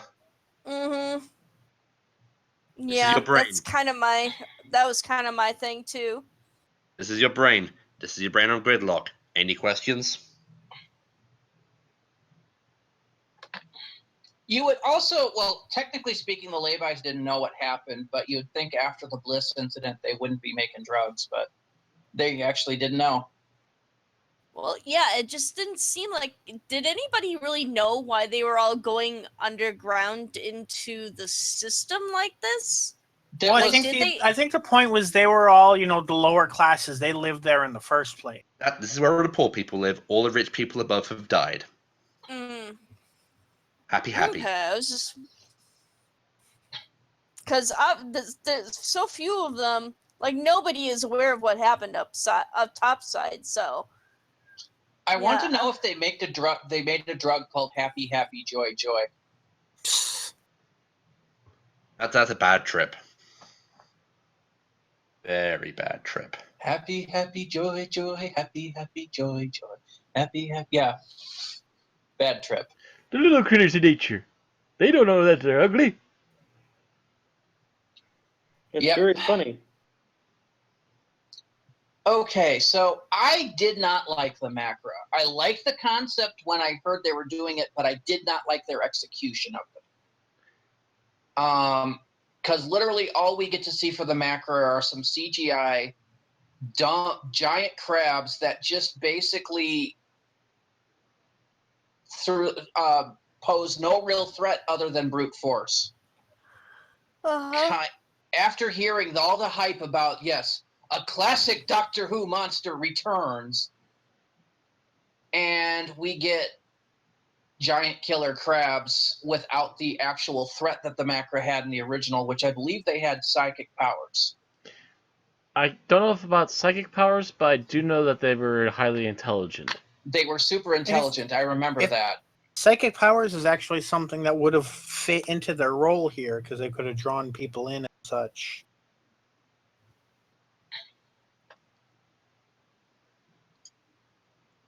But yeah, I mean, yes, they're giant crab people, but I mean, these, the Macra Terror, they were spacefaring crabs that invaded a colony. They had strong hypnotic powers, which alter human perception. So, I really think that they were dealt a very shitty hand in this. I mean, yes, the script says they devolved, but you could have written it to make them to make them more intelligent, threatening, and keeping the same storyline. And they were really only a minor note to the story. Mm-hmm. Yeah. I think the major problem though is that they hyped them, and that was not really a clever idea. That they should have just kept it a secret and just gone, surprise, a reference. Yeah. Because they're not really a returning villain, because they're not even returning as their old selves. They're essentially a dumbed down version of their old selves. So for me, it came off as a major disappointment. Don't get on the hype train, kids. Yep. It only crashes and burns. All right, so best scenes. Aaron, what's your favorite scene of the episode? The scene with the kittens. Of course. I mean, if you listen carefully, you can hear the kittens are almost speaking a pseudo-English. Mm-hmm. With meows in between. Because they're that age where they should start to be learning. Yeah, it's creepy, but it's also adorable. And it must have tickled terribly to have birthed those kittens. A creepable? Okay. Bill. I'm going to say, and I'm sure I'm taking somebody's, the hymn scene. It starts off with the doctor figuring out what's really going on, goes into the hologram lady, saying, we're sorry to all you on the roadway, and then it goes immediately into the actual hymn, and that sequence is perfect. Yeah, they actually, I think, isn't that where they sing the old rugged cross? I wasn't familiar with what they were saying. So It was actually a favorite song of my great-grandmother. It- I always get a little verklempt at that scene, because my great aunts all sang it at my great-grandmother's funeral. mhm. So it has an emotional attachment for me. So I knew it the first time I heard it in 2007. And it still chokes me up to this day. Mind you, I don't think I'd ever heard it before I heard my aunt sing it. But that moment was like permanently etched into my brain. So, yeah. All right, Tim. I love the scene at the end where Martha picks up a chair and sits down in it and says, "I'm not moving anywhere until you talk to me like a normal person." That reminded me of the scene in World. It is. It's basically the scene at the end of the World with a new companion and a different doctor. Same writer. It's the point. It's the scene where he has to reveal that what's going on. And much like the Ninth Doctor, the 10th Doctor didn't really want to reveal all of this because, of course, people's opinion and expression and their mental image of you changes to pity when they've discovered that your species is extinct and you're the last of your kind. And I don't think the Doctor wanted his companions to pity him.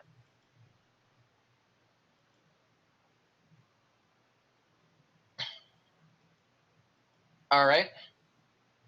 So that was Tim's. Yeah. Matt. Favorite sequence? Actually, I'm gonna go with one that actually still sticks with me even before having rewatched it. When the Doctor starts jumping from car to car. Not only the imagery, but also the Murray Gold music. One of his better tunes during that season. Roadway Foot Patrol. How are you enjoying your roadway? Yes, we're taking all this down. Thank you very much for your. It's been duly noted. Zoop. Yes. Hello, Foot Patrol. All right, Miles, your favorite scene. He just took it. Do you have a second? Hang on a second. I think I have to slap a patch on with to slap a drug patch on to think of one. I honestly can't think of one. Both mine have been taken. Arg. Now you have to start thinking of 3 ahead of time. Crap. All right, so my favorite scene is the one where the Doctor opens the roadway for everybody.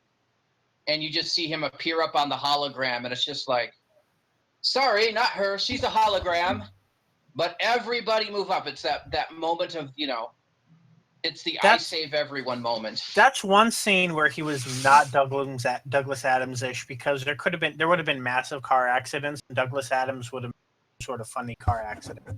Although That scene. sorry. Actually, I've got one. All right. It's the scene when Brannigan is talking and bantering with the Cassini sisters. Go away, Brannigan. You're a menace. Yeah. It's where you get the feeling that he's a bit of a rogue. Yeah. Rogue cat. Irish rogue cat. Who would have thought? I just wanted to add something to Bill's scene, is that that might be another example of the Doctor emitting some kind of divinity when you see the God rays of the sun beam down into the darkness of the void there. No, I don't think so. I think you're reading too much into it. Yeah.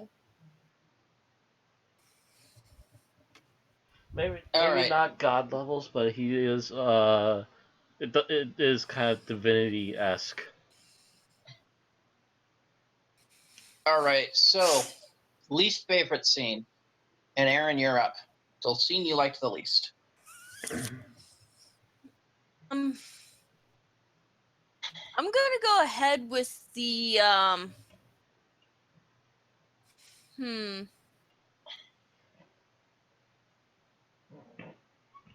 I'm going to go ahead and agree with Miles about the worst drug PSA scene. The whole, you're pregnant, what are you doing, attaching drugs to your body, everything. It's just like, okay. At the same time, it's coming from Martha, who's a doctor. Yeah. It would be kind of a miss if she didn't. Yeah. I mean, if it's the doctor doing it, okay, yeah, it's preachy.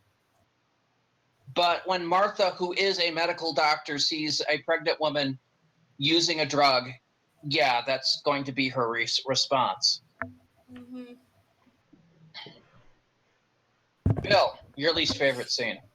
I'm going to actually go with the scene with Brannigan and the Cassinis because something about like in this case homophobia, but anything that has like is set like in the future with homophobia or misogyny or whatever, it always rubs me the wrong way. And you can kind of like dismiss it by like saying, okay, this is the native species and it wasn't until humans came that there were lesbians on the planet, but it just feels wrong to me.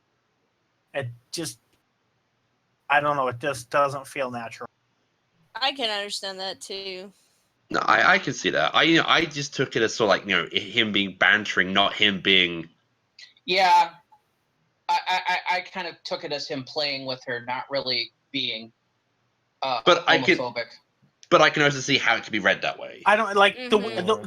the way the dialogue went. It seems like he's been insisting for the past decade that they're sisters, and that's really pissing them off. I think he may have presumed it the first time. Given and some got of his corrected, and he's been doing it teasingly at them ever since. Maybe it seemed like they were more pissed off enough where it didn't seem that I didn't read it that way. I have Maybe to watch if it we again saw to more make into sure the on that. relationship. Yeah. Yeah.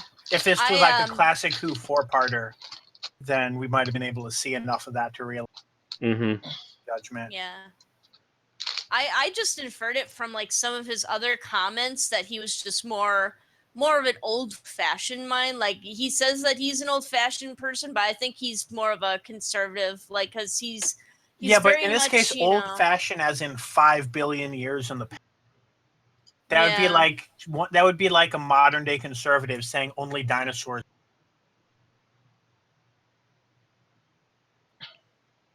Sorry, Bill, you cut out. Oh, I was saying that would be like a modern-day conservative saying that only dinosaurs should be allowed to mate with. Like it just seems so out of left field. It just breaks belief in the scene. Or maybe we should say that he's sheltered, like he's clearly lived his whole life down here. Like he's just. And this is the first couple like that he's bumped into, so you just assumed. Which, like I said, I can kind of get that if it's like same-sex marriages are not something that happen naturally among his species, but it does happen among humans.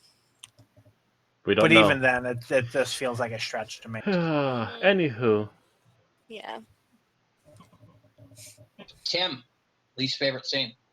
Okay, my least favorite scene is the scene at the end when the doctor opens up the motorway and everyone's going up, and says Martha says to her kidnapper, "Go up," but it says, "But I can't go up. I can only go down." Still,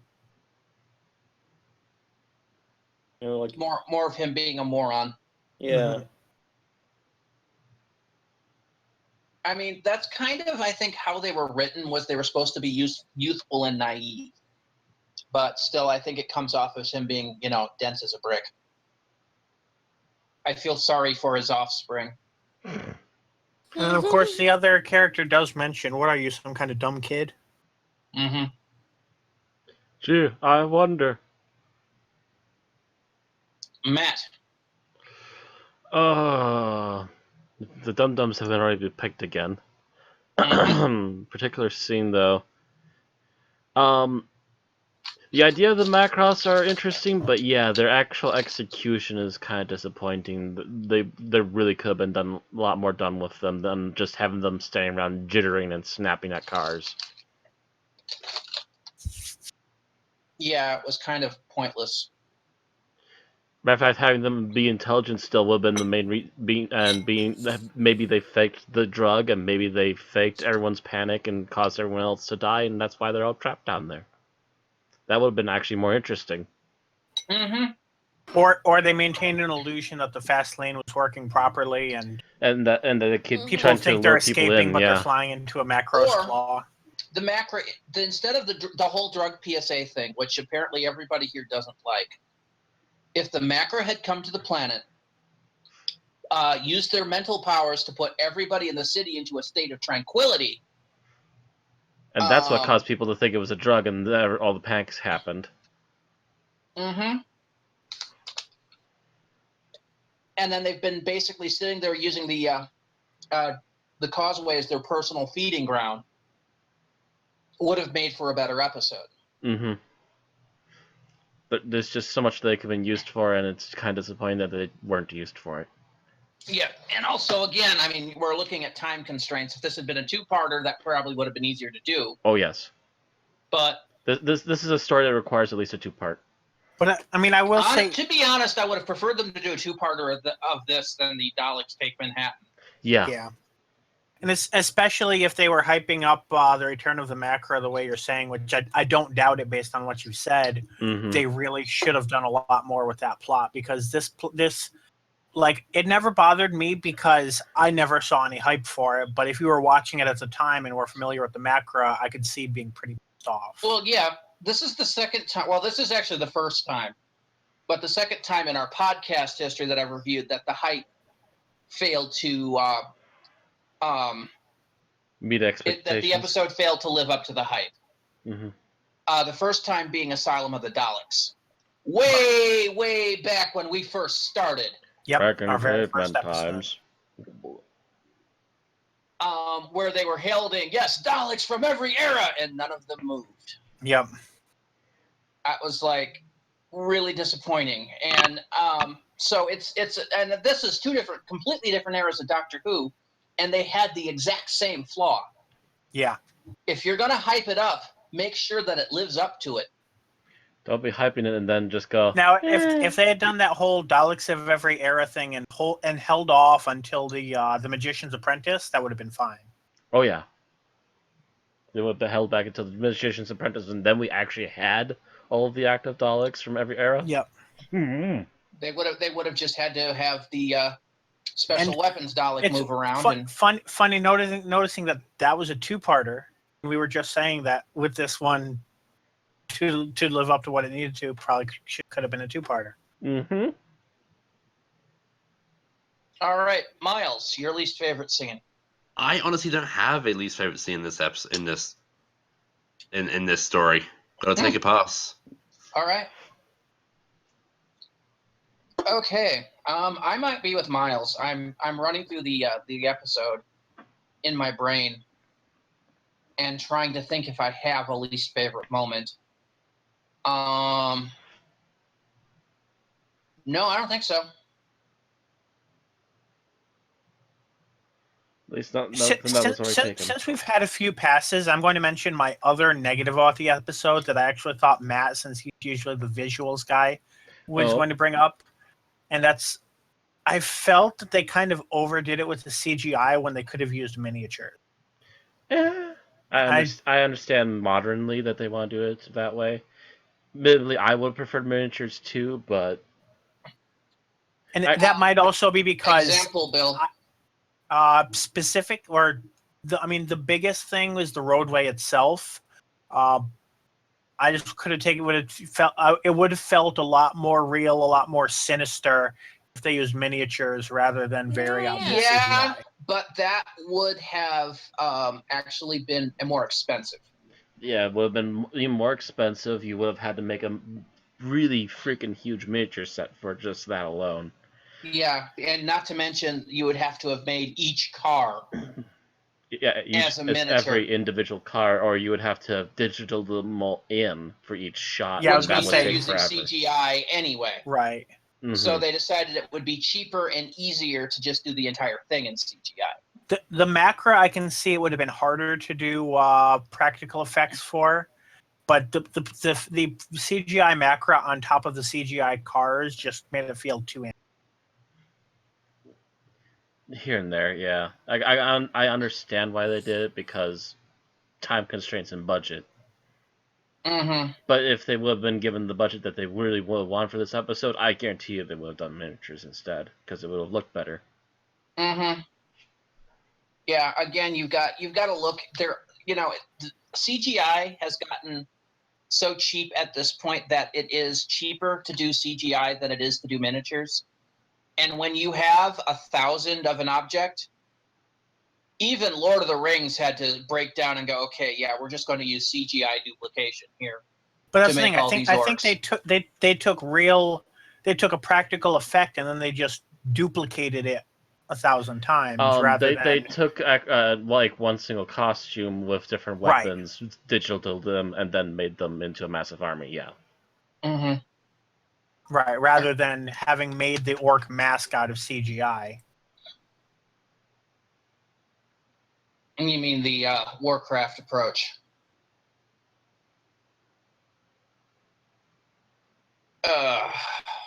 Which, admittedly, Warcraft is probably the prettiest version of that to date, so they did a really good job on that. But anyway, that's an aside.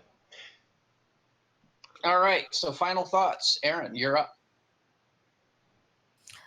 This is an episode that while I'll think of it, and while it's very unique feeling, it's not something that I often think about deeply at all. I'm just like, I never really think about how they could have done it better, or how it fits into the narrative of the rest of the season and everything. It's usually like a fleeting, just kind of a fleeting memory of it. But it's not one that I really hate all that much. In fact, rewatching it, I enjoyed it quite a lot more than I remember. So, it's definitely something that I would see, just because it's interesting. It's amazing how much Aaron used to poo-poo the David Tennant era and how much she's actually enjoying these old episodes. Yeah. It's almost like All you right. saw them while you were salty, and now you've seen them in a better light now. Well, they were also being super, super hyped when That is true, too. when I watched them. Like, everyone was going gaga for David Tennant's era. He was the Doctor for so long. He's still the Doctor for me, but that's just because his personality just clicked with me. So I think, Aaron, that this might have been the era of Doctor Who that treated you like hair metal than most people. yeah. We had a very similar conversation about hair metal not too long ago this week. Yeah, when I was a kid in the late '80s, in the era that John Bon Jovi was huge, I absolutely despised all hair metal. It would come on the radio. I'm like, turn that crap off. Give me some Beatles or stuff like that. And now 30 years later, I'm going back and listening to these songs and going, Halfway this stuff's not there. bad. Yeah. I'll find myself humming these songs, and I'm like, this stuff's not bad. So, and I think Erin's having the same thing, only hers is only 10 years different as opposed to freaking 25. I think what also helps is that with the most recent season, we've been liking the Capaldi era, which is not something that we really experienced going on in the Matt Smith era. So we kept talking about how much better the David Tennant era was because of of how much we disliked what we were experiencing. Whereas with the more recent season or two, the more recent one season of Capaldi, we've had a lot more positive to say about the new stuff. Well, yeah. Well, I still do. I still love the David Tennant era. I love the David Tennant Doctor. He is my favorite. But there's been less need to constantly compare it. Yeah. Because we're not being constantly frustrated with every story. Oh yeah, We're We're not So sitting that's here me. constantly going how the last period was so much better than this one. yeah, when we started this podcast, I was bitter at Doctor Who, or at least at Moffat. You were bitter at I Moffat. was- I was just frustrated with the show in general because I felt it I just was- turned down a wrong tunnel. I was angry. I had started to get angry in season 5. I got furious in season 6, and season 7 wasn't shaping up to be much better. Pretty much, most of Amy and Rory's arc pissed me off, and it had nothing to do with Amy and Rory themselves, more of just the writing. So, and I still kind of felt like that through the rest of the Matt Smith era, because Matt Smith's character writing pissed me off. Moffat's infatuation with River Song pissed me off. There would be like 1 or 2 gem episodes a season, and the rest of it could go hang. Mm-hmm. Whereas if I looked back at the Russell T Davies era, it was usually 60 to 70% good episodes and the occasional cruller. So, I couldn't help but compare. Now, with the latest Capaldi era, we had almost all good to great episodes and 1 cruller. Damn you, Gaddis. So, yeah. Okay, whose final thought were we at? I think we just finished That was Aaron. Aaron's thoughts. Yeah. Okay, Bill. I am going to say I do think this is the weak link of this trilogy. It's definitely not as bad as some of the episodes we've reviewed in the past, but I definitely think it's not to my taste, I'll say that there are good things about it, and it's probably stronger for other people, but there's a lot of things that I just didn't do it for me, but I could see how they could do it for other people. All right. Tim? Bill is apparently going to be our sour note again this week. Yep. Probably. Tim, I go thought ahead. this was a very entertaining and amusing episode. It had a great premise and cool and fun characters. I did learn things, like I didn't realize that the macro were had been seen before. Oh, yeah. Not Mhm. since the second Doctor era, though. And I believe that episode is one of the lost episodes. Quite possibly.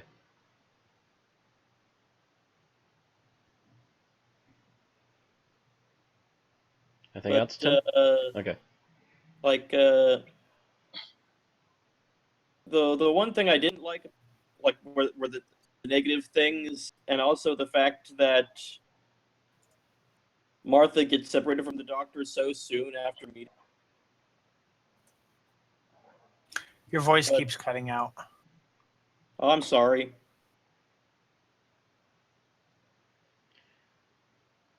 I didn't like how the Martha gets separated from the Doctor so soon, and it's like they're apart so much for the episode. But I did like the colorful characters and the sets and the design and just the concept itself. They took a neat concept and they really went with it. All right. Matt? I have to say that thinking about it long and hard, this episode is an icy. It's sweet and satisfying while you have it, but as soon as you're done, you're left disappointed and still thirsty. Okay. It's good, but I want another one. So it's an Orange Julius. I guess. Never had an Orange Julius? Nope. Oh, man. Might have to fix that next time you're in town. Well, we got plenty of time in April, I think. Yeah. Miles? This is actually one of my top 10 New Who favorite episodes. This story just kind of clicks for me. Mm. And I really enjoy it. I thought you would be a detractor because, of course, we see another thing of David Tennant here going into his preachy moral mode, which you mentioned you didn't like That kind last of, week. admittedly, it still kind of bugs me, but for the rest of the episode, David Tennant is doing all the stuff I like about the 10th Doctor, and so I don't care. See, I kind of like the preachy moral mode, so... Depends on how he's going about it. Yeah. All right. Well, I like this episode. I don't know if I like it as much as the last one, but I'm fond of it. I think it does have some writing drawbacks, which is mostly due to time and budget that could have been made better had they had this a two-parter instead of the less liked follow-up to this. I think if they had shortened Daleks Take Manhattan and put this in the middle as a two-parter, it would have been a lot better feels. But nonetheless, I still enjoy watching this. There are parts of this that makes me smile and parts of it that makes me cry. So, bonus for emotional reaction. All right. So now we get to the ratings. Aaron, you vote first. This one I'm going to go with a 4.5. Okay, 4.5 from Aaron. I believe Bill was next. I'm 3.0. Of course you are. All right, Tim. When all is said and done, I'm 4 flat. 4 flat. Mm-hmm. All right. Matt. I believe I'm in the same boat as Aaron. This is a 4.5 for me. Mm-hmm. Very All right, easily. Miles? Just a few more fixes. I would have to give it a 5. And I'm going to give it a 4 flat. There's nobody Wow, ever give we it a are- 4 sharp. All right, and that averages the episode out to be 4.2. Slightly less than New Earth, but better than End of the World. And making sure that followed through. Yep. Oops, did not get this one finished. So that's 190. One moment, please. I'm surprised you actually gave it the same score, Bill, as you gave the first one in the trilogy. No.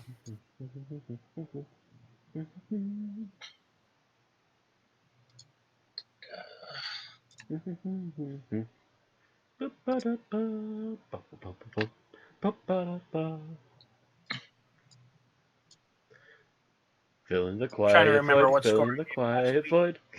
Sorry, I was trying to get a conversation going, but Bill just went, oh. I'm trying to remember what score I gave it last week. Didn't you give it a... Was it a 3 Let's or see. 2.5? It was a 4.5 across the board for New Earth. Oh, that's right. That's right. But you gave End of the World a 3, and you gave Gridlock a 3. So, just raising an eyebrow at that. Let's see. Gridlock comes in, by the way, at number 62 out of 186. It is on the same rank as Class Night Visiting, Legopolis, The War Games, Destiny of the Doctor, Bad Wolf, Parting of the Ways, The Mind Robber, Death and the Queen, End of the Line, Power of Kroll, Hellbent. It's in there with a bulk of stuff. Mm-hmm. Destiny of the Daleks, Frontier in Space. So it's in good company, and it's near the bottom of the 4.2s, but mostly because of Bill's low rating. Boo Bill.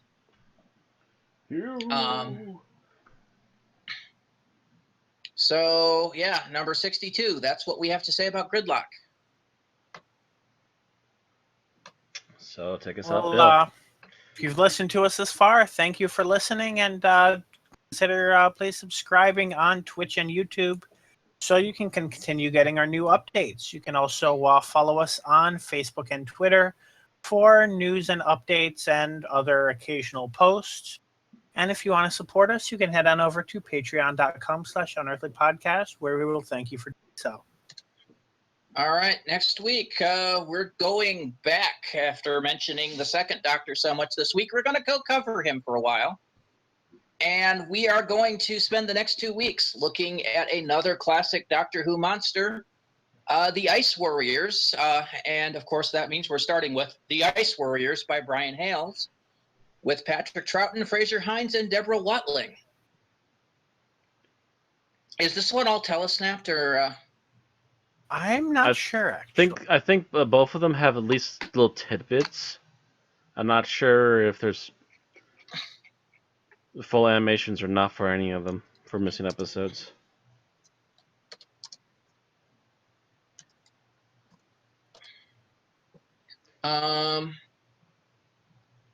Oh, there's a full animated reconstruction of the missing episodes, so... Oh. Have to see if we can get a hold of that. Genius. See you next week, guys. See you, everyone. Good night. Very well. Bye bye.